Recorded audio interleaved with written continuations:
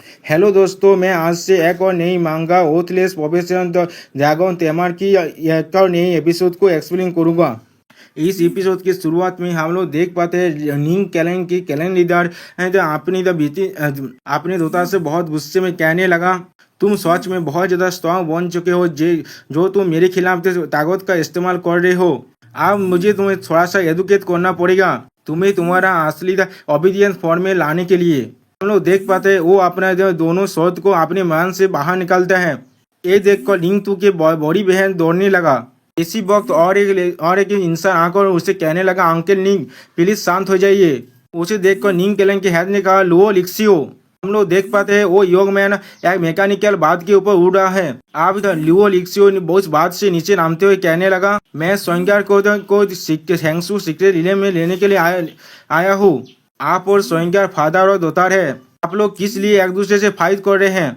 अब हम जान पाते हैं लुओ लिक्सियो भी एक वेस्टर्न टेरिटोरी की एक क्लास सी के नोबेल फैमिली का मेंबर है। अब निंग केलन के हेड ने कहा, तुम सुवांग की फियांसे हो, इसलिए मैं तुम्हें कोई आउटसाइडर नहीं मानता और मैं तुमसे कुछ भी नहीं छुपाऊंगा। स्वयंगार को इम्पोर्टेंट और अनइम्पोर्टेंट के मध्य कोई डिफरेंस ही नहीं दिखता है। इसने फैमिली के ओदार को डिसऑबे किया है सिर्फ इसलिए क्योंकि उसे लगता है निंग तू मर चुका है। स्वयंगार अपने हाथ को पकड़ते कहता है, हाँ ये सही है। तो लिक्सियो स्वयं को संभालते हुए कहने लगा, केयरफुल।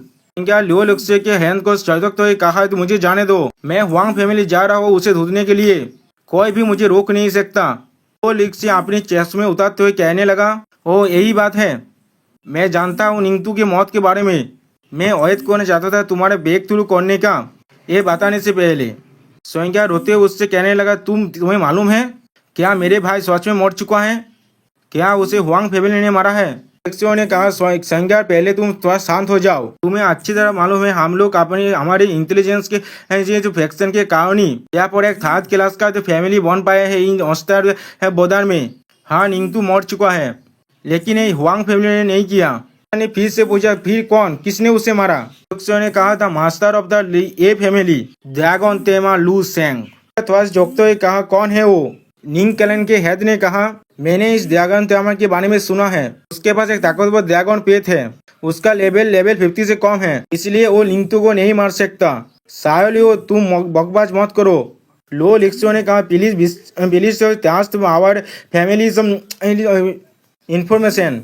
इस पर्सन ने पहले ही ये फैमिली को हेल्प किया है हुआंग फैमिली और लॉन्ग फैमिली को कॉन्कर करने में। हमारे रिसर्च से पता चला है इसके बाद 8 ड्रैगन पेट हो सकता है। निंगतू को मारने के लिए उसने सिर्फ 3 ड्रैगन पेट तो इस्तेमाल किया। स्वयंगार चौंकते हुए कहा, ये कैसे हो सकता है? उसे कहाँ से 8 ड्रैगन मिल गया? तो लिक्सियो ने कहा, हमारे फैमिली ने उसके सारे इंफॉर्मेशन को सर्च किया है और उसके बाद बहुत ज्यादा एक्सपीरियंस और अचीवमेंट है, लेकिन दुर्भाग्यवशतः उसने किस तरह से अपने ड्रैगन एक्स को हासिल किया है यह हमें मालूम नहीं है। निंग फैमिली के हेड ने थोड़ा सा सोचते हुए कहा, क्या तो लुओ फैमिली को भी इसके बारे में कुछ नहीं पता? इस लुओ सेंग कोई आम आदमी नहीं हो सकता। स्वयंगार गुस्सा करते हुए कहने लगा, मुझे इसका कोई परवाह नहीं। अब स्वयंगार अपने फायर को रिलीज करते हुए कहने लगा, इसने मेरे भाई को मार डाला है, इसलिए मैं भी अब उसको मारूंगा। वो कहाँ पर है मुझे बताओ। निंग केलन के हेड ने चीरते हुए कहा, तुम कोई पर भी नहीं जा सकते भाई सेंगसू सीक्रेट इलम के। मैं निंगतूज एफआईआर को ध्यान रखूंगा। स्वयंगार गुस्से में कहने लगा, क्या आपको उसका परवाह था? आप उसके बारे में थोड़ा सा परवाह नहीं करते। लो लिक्सियो ने आप कहा, अकेल निंग और स्वयंगार आप दोनों पहले थोड़ा सा शांत हो जाइए। मेरे पास एक प्लान है।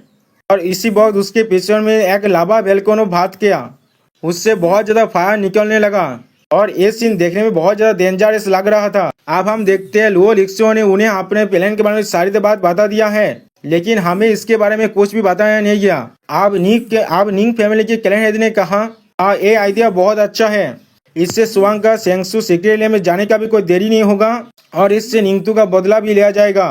अब लुओ लिक्सियो ने स्वयंगार से पूछा, तुम क्या सोचते हो? हाँ ये सही है। स्वयंगार ने कहा, मैं सीक्रेट रिलम का टेलीपोर्टेशन स्टोन खुद लेकर जाऊंगा, लेकिन उससे पहले मैं इस ड्रैगन तेमा से एक बार मिलना चाहता हूँ। अब हमें 2 दिन के बाद फैमिली के गार्डियन की सीन दिखाया जाता है। अब लू से अपने सीनियर सिस्टर से पूछ रहा है, क्या आप सच में मेरे साथ ड्रैगन सिटी में नहीं जाना चाहते? मिस ने थोड़ा सा खुश होकर कहा, मैं ऑलमोस्ट लेवल 97 का बन चुका हूँ। तो मैं वो आज को मोल्टन केव से बाहर आया था, इसलिए मैं पहले अपना लेवल अप करना चाहता हूँ और मुझे लिंक फैमिली के लिए भी परेशान होना पड़ेगा। यहाँ से अभी नहीं जा सकता, कमपक्षे एक महीने के लिए तो बिल्कुल भी नहीं। अब मिस ए ने एस कॉल देते हुए लुसेंग से कहा, तुम ए लेकर क्वान फैमिली के पास जाओ, मैंने पहले ही पेमेंट कर चुका हूँ। फैन चौंकते हुए कहा, क्वान फैमिली? दिखाया था एक टेलीपोर्टेशन कॉल है जिसका क्वालिटी एपिक रैंक का है। मिस ए लुसेंग को चिढ़ाते हुए कहा, रास्ता बोदा से ड्रैगन सिटी में जाने के लिए 2 दिन लगता है, टेलीपोर्टेशन की स्कूल इतना दूर नहीं जाता। क्वान फैमिली के पास एक इन्वेस्टमेंट मास्टर है, वो एक बाइडायरेक्शनल पोर्टल बना सकता है जिससे तुम एक फिक्स लोकेशन में पहुंच सकते हो। अगर स्टार गेट डिस्टेंस को इग्नोर कर पाता तो फिर मैं अपना मानी बचा सकता। तो भी अगर हमने एक टेलीपोर्टेशन गेट भी बना लिया ड्रैगन सिटी एकेडमी और बोदार के बीच में, अब भी तुम्हें 1 मंथ लगेगा वहाँ पर जाने के लिए। अब मिस ए लुफेन के तरफ कातिलाना अंदाज में देखने लगा और मिस ए लुफेन के स्वर को अपने हाथों से पकड़ लिया। देखकर लुफेन थोड़ा सा चौंक गया। इसे लुफेन का स्वर चिल्लाते हुए कहने लगा, ए फैमिली का बात है मुझ पर है, इसलिए मैं कोई रिलैक्स नहीं कर सकता। एक महीना बहुत जल्दी गुजर जाएगा।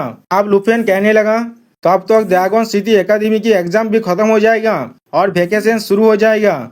मैं अपने आंट के साथ जियांगाई सेती वापस जा सकता हूँ। मिस ये थोड़ा सा शर्माते हुए कहने लगा, ये कोई मेता नहीं होता तुम ड्रैगन सिटी में हो या फिर नहीं हो, मैं भी तुम्हारे होम टाउन को विजिट करने के बारे में सोच रहा था। तो फिर ये सेटल हो गया। और फिर मिस ये ने लुफेन को कुछ इकोनॉमिक भी देने लगा और कहा, ये तुम्हारे फाइनल एग्जाम में काम आ सकते हैं। लुफेन चौंकते हुए कहा, ये बहुत सारे हैं। और इसी वक्त हम देख पाते हैं एक फोनिक्स फेदर आकाश से नीचे गिरने लगा। इस फोनिक्स फेदर के इस्तेमाल से सोंगा ने अपना एक क्लोन बना रहा है। अब सोंगा ने कहा, मैंने तुम्हें ढूंढ लिया।